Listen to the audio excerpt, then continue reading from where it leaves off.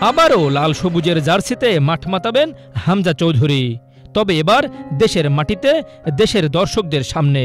আর তাকে স্বাগত জানাতে প্রস্তুত ঢাকার জাতীয় স্টেডিয়াম, যা পেয়েছে এক নতুন আধুনিক রূপ।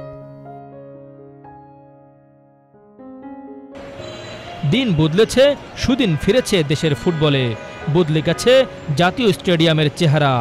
আধুনিক রূপে ফিরেছে দেশের ফুটবলের এই প্রাণকেন্দ্র। হামজা জামালদের প্রতি তাই প্রত্যাশার পারদ আরও বৃদ্ধি পাচ্ছে দেশের ফুটবল প্রেমীদের।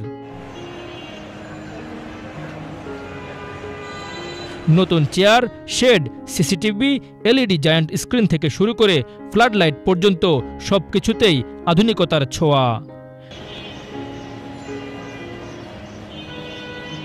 মাঠেও এসেছে বিপুল পরিবর্তন। ১.৫ ফুট গভীর করে পুরনো মাটি সরিয়ে বসানো হয়েছে টেকসই দেশীয় দুর্বা ঘাস। আধুনিক পপ আপ ওয়াটারিং সিস্টেমে পানি সরবরাহ হবে স্বয়ংক্রিয়ভাবে। খেলোয়াড়দের জন্য আছে ৪টি নতুন dressing room, gym, medical room. গণমাধ্যম কর্মীদের জন্য আধুনিক মিডিয়া সেন্টার আর ভিআইপি বক্সে বসানো হয়েছে বুলেট প্রুফ গ্লাস।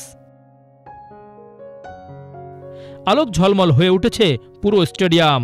মাদ্রিদ থেকে আমদানিকৃত ফিলিপস হেডলাইটে সন্ধ্যায় চোখ ধাঁধানো পরিবেশ। আর এই নতুন স্টেডিয়ামের প্রথম আন্তর্জাতিক ম্যাচেই মাঠে নামবেন হামজা চৌধুরী।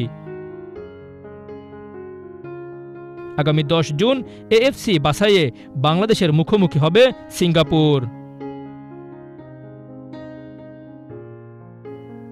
২০২১ সালে ৯৮ কোটি টাকা বাজেটে শুরু হলেও কাজের শেষে ব্যয় দাঁড়িয়েছে ১৫৫ কোটি টাকা। ধারণ ক্ষমতাও কমেছে কিছুটা, এখন বসতে পারবেন ২২,০০০-এর কিছু বেশি দর্শক। নতুন মাঠ, নতুন রূপে জাতীয় দল, প্রত্যাশাও তাই নতুন উচ্চতায়। আগামী ১০ জুন সেই প্রত্যাশার প্রথম পরীক্ষা।